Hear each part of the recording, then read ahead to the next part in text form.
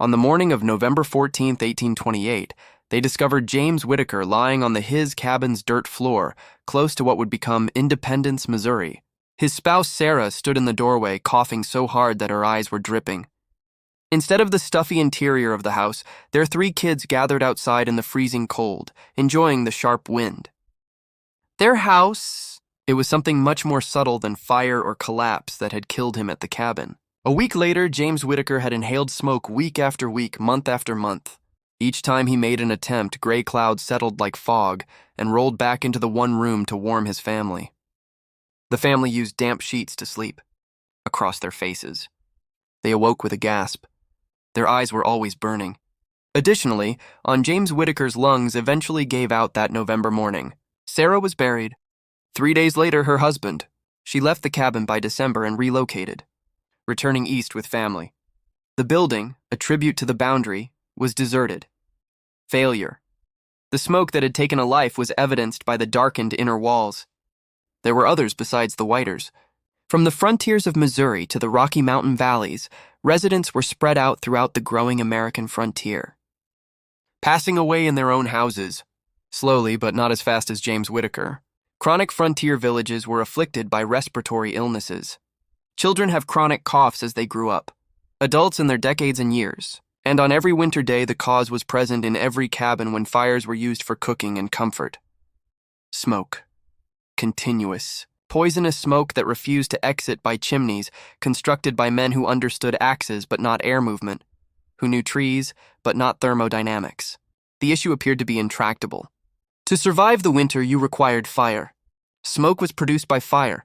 Chimneys were designed to eliminate smoke, yet chimneys consistently failed on the frontier. Settlers from the east introduced construction methods made for a variety of woods and climates. Swiss and German immigrants used techniques from their native countries that weren't very effective in American woodlands. Everyone was speculating, improvising, and bearing the repercussions of their mistakes. By the late 1820s, St. Louis physicians were recording what they referred to as cabin throat or chimney lung. Patients showed up with breathing difficulties, dark phlegm, and persistent coughing. The illness could not be cured since the necessary leaving your house. That was impossible for families on the frontier who had nowhere else to go. They resided in their smoke-filled huts or they perished there. However, there was information out there that may have prevented these families from suffering. Understanding that was present in the brains of educated individuals in the East, in university libraries, in the works of scientists. Information that, due to timing, geography, and class, had not yet arrived at the rustic log cabins strewn around the wilderness. The solution to the issue of boundary smoke had been found by an American who had converted to European aristocracy thousands of miles away decades previously. Additionally, it would require Daniel Blackburn, a mountain guy, brought that knowledge west. Blackburn Daniel was not a scientist. Born and he had relocated west in 1822 to trap beavers in the Rocky Mountains after leaving Kentucky in 1796. Mountains. He was an experienced mountain trader by 1828, renowned for his talent for setting traps and his remarkable capacity to endure winters that would have killed lesser men. Blackburn spends the summers traps, spent the winter in huts, and went to the yearly rendezvous to sell his furs. He established himself in valleys that were protected. Blackburn was unique because of his past. He had done some job before moving west. Worked on estates in Massachusetts for 3 years, including a brief period of time doing masonry work on a Manor Boston home. Angus Mackenzie, an elderly Scottish stonemason, had taught him how to construct chimneys. Proper chimneys, not frontier chimneys thrown together with dirt and prayer created based on ideas Mackenzie had picked up from Edinburgh builders. Blackburn had received a tiny book. Observations on Chimney was the title of a printed pamphlet published in 1798. Fireplaces with suggestions from a man named Count Rumford to make them better in order to save fuel. Blackburn had retained it. He could hardly read it, though. The pictures were technical and the terminology was complex. However, the elderly Scot had walked guiding him through the ideas and demonstrating how to construct what he referred to as a smoke shelf and a correct throat. Blackburn didn't know exactly why it worked. Mackenzie had attempted to clarify a point regarding pressure and air circulation, but for a young guy whose schooling had ended at age 10, those ideas meant nothing. Blackburn knew what the practice was. He was skilled at angling a firebox's sides. He was skilled at creating a round throat. He was aware of the proper height and angle for a brick or stone shelf. and he was aware of that. This style of chimney construction produced no smoke. Blackburn had been using these elements in his own cabins for 6 years. While other trappers huddled in smoky, unpleasant constructions, winter shelters were cozy, smoke-free havens. Other mountain men took note. They inquired, but Blackburn withheld the information, in part because it provided him a leg up, in part because he was unable to articulate what he only partially comprehended. In March, that changed. In 1829, Blackburn had spent the winter in a valley close to the present-day town of Jackson, Wyoming. He intended to go to Pierre's Hole for the summer rendezvous as soon as the spring thaw started. However, fate took over in the shape of a family of settlers from Missouri became stuck in the mountains. Rebecca and Thomas Carter and their 4 kids the previous fall, he had been on a wagon train bound for Oregon Territory. A damaged one had caused them to fall behind, axle, and they were stuck in the highlands for the winter. They had constructed a rough cabin out of desperation, utilizing guidance from a fellow settler who was obviously ignorant of chimney construction. When Blackburn discovered them, Rebecca Carter was dying in late March. She was having trouble breathing and her lips blue-tinged. The kids were coughing all the time. Thomas appeared years older than he most likely was, his eyes sunken, his cheeks gray. The cabin was crowded with Blackburn could not see across the tiny room due to the dense smoke. For 5 months, the family had been exposed to smoke. They were choking slowly. Blackburn had the option to go on. He had nothing to do with the Carters, but something about the kids stopped him. The youngest, a girl of maybe 4 years old, may have gazed at him with wide eyes and made an effort to grin. Perhaps it was knowing he could be of assistance. Perhaps it was simply good human decency. He remained. He took the family outside first. They objected, asserting that the cold would kill them. The smoke was killing them already, Blackburn noted, albeit more slowly.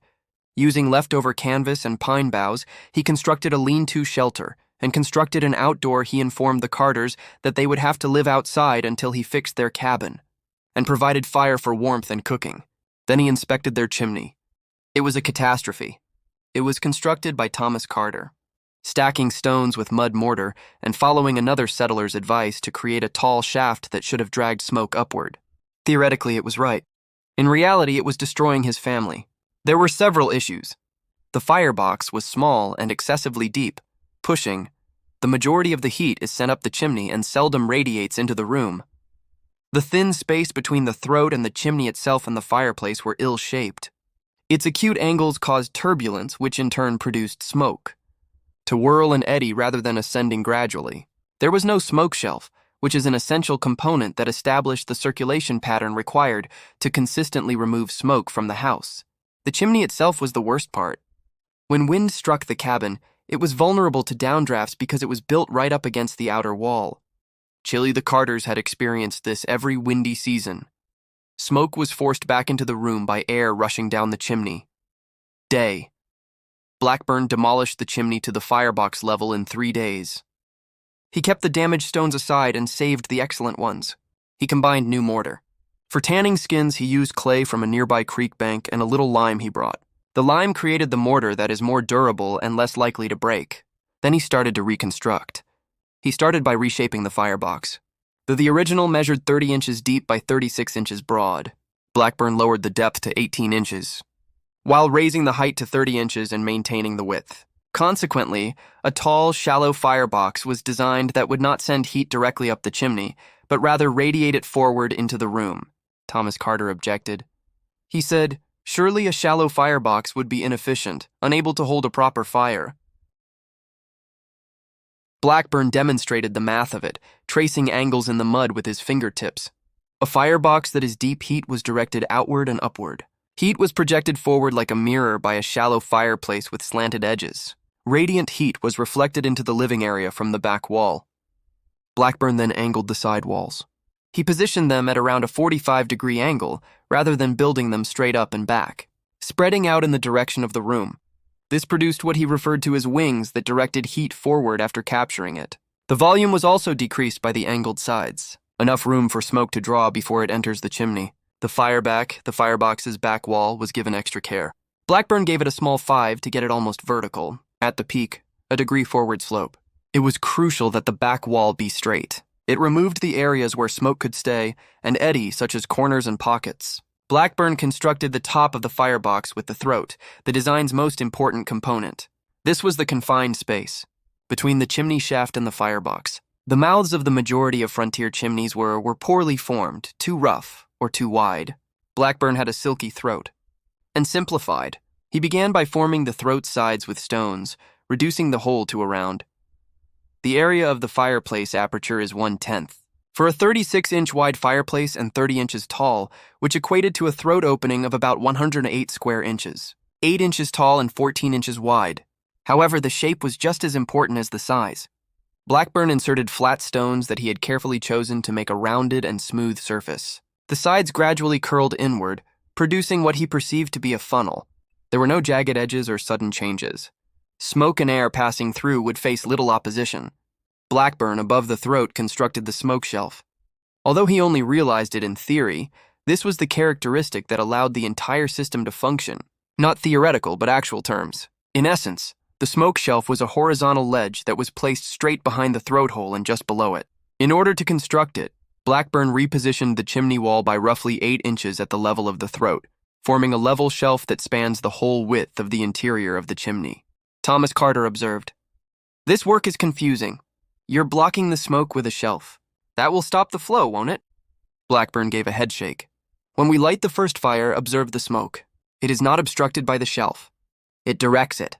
The physics involved was beyond the comprehension of either guy. The shelf for smoke caused the airflow path to become critically discontinuous. When the rounded throat was struck by smoke rising from the fire, it had sped through the small aperture. However, rather than launching itself directly into a broad chimney shaft, it came over the shelf for smoking. A circulatory pattern resulted from this. Air from outside is sucked down the wind or temperature variations struck the smoke shelf and was redirected down the throat. There, it created a revolving flow as it combined with rising smoke. The concoction of cold, the combined volume and velocity of hot smoke and outdoor air were more than either element by itself. While outside, this mixed flow ascended one side of the chimney. On the opposite side, air descended. In essence, the smoke shelf made a pump. It created a strong updraft that drew smoke out by forcing the arriving cold air to mix with the exiting smoke of the firebox on a constant basis. The scourge of frontier chimneys, downdrafts, were neutralized since the firebox was never reached by the chilly air that was descending.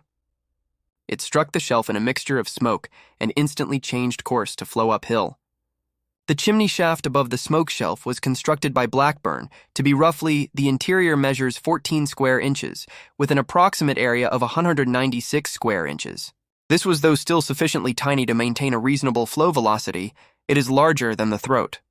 For strength, the walls were 2 stones thick, as well as insulation. He took care to keep the inside of the chimney as smooth as possible, pointing the mortar joints to make surfaces even. Each and every chimney irregularity produced less draft and turbulence. Mackenzie had told Blackburn this, but he was unable to elaborate. Why? The chimney's height was crucial. Blackburn constructed it to rise at least 3 feet above the top of the roof of the cabin. Wind problems plagued shorter chimneys. Pressure could be created by wind blowing across the cabin roof. Areas where smoke was sent back down short chimneys. An elongated chimney shaft above the turbulence produced by the cabin itself into a cleaner airflow. Reconstruction as a whole took 8 days. Rebecca Carter started to breathe easier. They stepped outside as quickly as possible to avoid the continuous exposure to smoke. She was still weak, but getting better by the time Blackburn finished the chimney and was moving about the camp. On the Blackburn lit the restored fireplace for the first time on the 9th morning. Rebecca Carter, Thomas Carter, and their kids. They assembled to observe, doubting that the odd new design would perform any better than the previous one. Blackburn had issued a warning, them that a small initial fire was necessary for the new mortar to cure properly. He set out the kindling and the coaxed flame from the tinder, struck sparks from his steel and flint, and struck a shallow firebox. From the burning smoke rose, landed on the rounded throat, struck the kindling, and disappeared up the chimney. There wasn't even a hint of smoke in the room. The atmosphere stayed unclouded.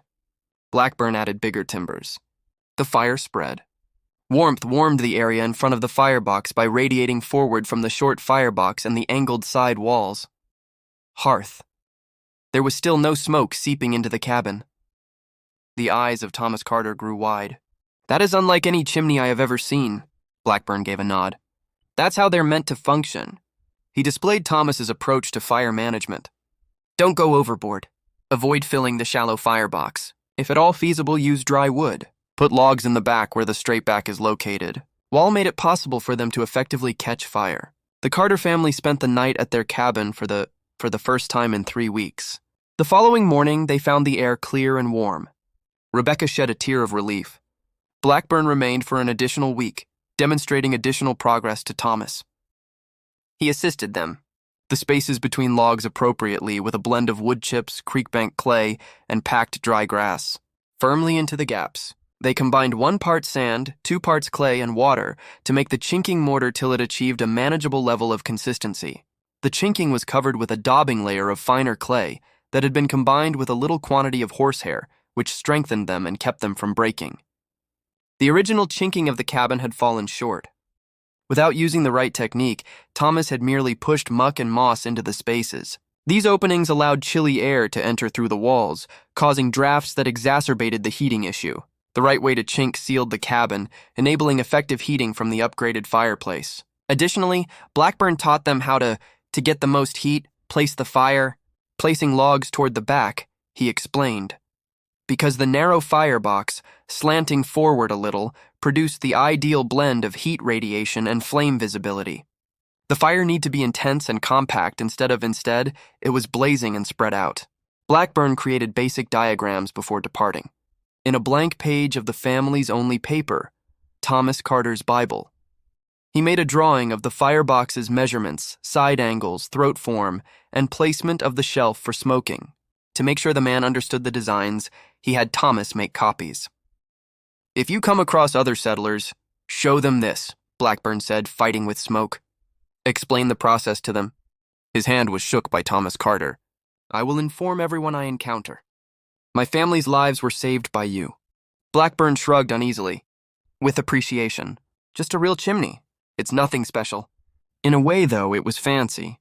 It symbolized centuries of knowledge honed by European artisans and scientists, codified by a count from Massachusetts who worked in London and Bavaria. Additionally, through and by chance, that information was moving westward. The summer of 1829, there were hundreds of mountain men, traders, and Native Americans who met at Pierre's Hole.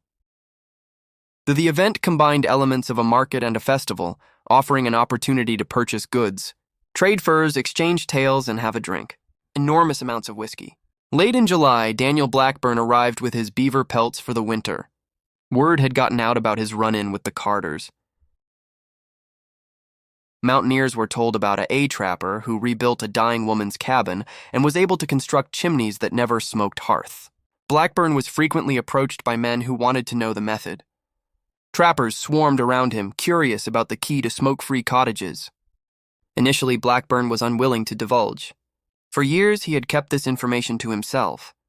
However, the focus was overpowering, and his perspective had been altered by the Carter family's near-death experience. This was not information. Intended for hoarding, it was too significant.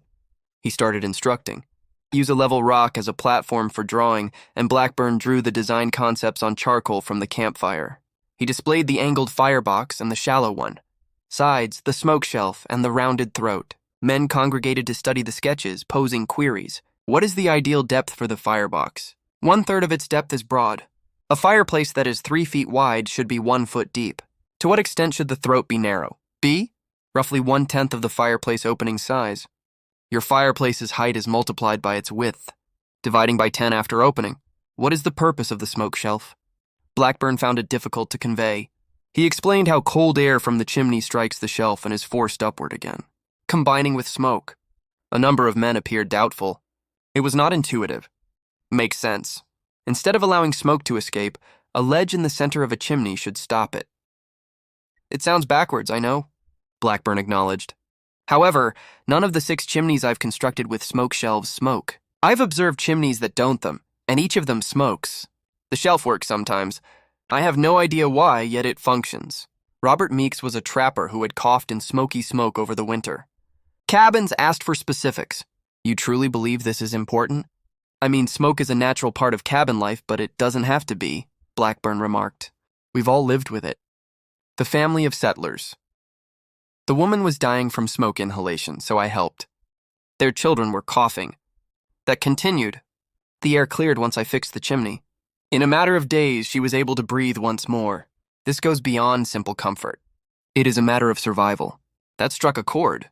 At the rendezvous, all of the mountain men had felt the suffering of a smoke-filled cabin. The purpose of winter quarters was to provide protection from the harsh cold.